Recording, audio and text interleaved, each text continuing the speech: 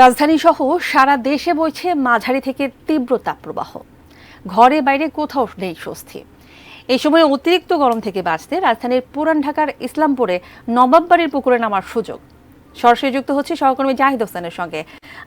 জাহিদ, এত গরমের মাঝে নবাববাড়ির পুকুরে কি কিছুটা ঠান্ডা রয়েছে? কি বলছেন সাধারণ মানুষ, তাদের কি স্বস্তি মিলছে?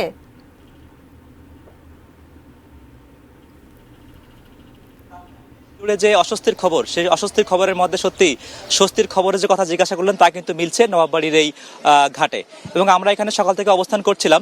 স্থানীয় যারা মানুষ যারা আছেন তারা কিন্তু সুখে একটা দিন যাপন করছে, কেননা তারা খুব 5 টাকাতেই তারা এখানে আসলে গোসল করতে পারেন। এবং এখানকার পুকুরের যে পরিবেশ সেটা কিন্তু বেশ মনোরম।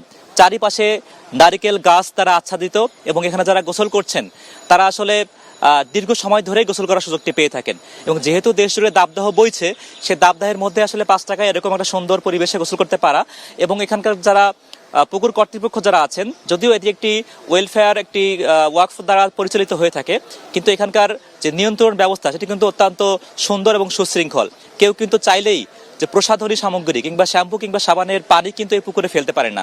এবং এর পাশাপাশি যেহেতু এখানে মানুষজন গোসল করার জন্য এই সকল বিষয়গুলো জরুরি হয়ে থাকে, তারা কিন্তু আসলে পুকুরের পাশে আরো একটি জায়গা রাখা আছে যেখানে তারা এটি ব্যবহার করতে পারবে। এবং এই পুকুরটি কিন্তু শুধুই পুকুর যে গোসল করার জন্য তা কিন্তু না, এখানে যারা কর্তৃপক্ষ আছেন তারা কিন্তু বেশ আগ্রহ নিয়েই এখানে মাছ চাষের বিষয়টিও নজরে রাখেন। এবং কেন আসলে এই পুকুরের নাম হলো নবাববাড়ির পুকুর? অতীতে কিন্তু এখানে যে আহসান মঞ্জিল আছে পার্শ্ববর্তী এলাকায়, সে আহসান মঞ্জিল কিন্তু এই পুকুরের সঙ্গে সংযুক্ত ছিল। এবং আহসান মঞ্জিলে যে নবাব বংশ যারা বাস করতেন তারা কিন্তু একটি অন্দর মহলের একটি রাস্তা দিয়ে আসলে এই পুকুরে চলাচল করতেন, এবং সেই নবাববাড়ির মানুষেরা আসলে গোসলের জন্য এই পুকুরটিকে ব্যবহার করতেন। তো কালের পরিক্রমায় আসলে আহসান মঞ্জিলের যে পুকুর সেটি আসলে পুকুরটিই রয়েছে।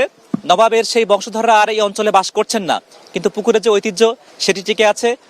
পুকুরে গোসলের যে ঐতিহ্য সেটি টিকে আছে। স্থানীয়রা বলছেন মাত্র 5 টাকায় যে গোসল, এটি আসলে নবাবী গোসল। তানিয়া, রাজধানীর ইসলামপুরের নবাববাড়ির পুকুর থেকে এই ছিল আমার কাছে সর্বশেষ।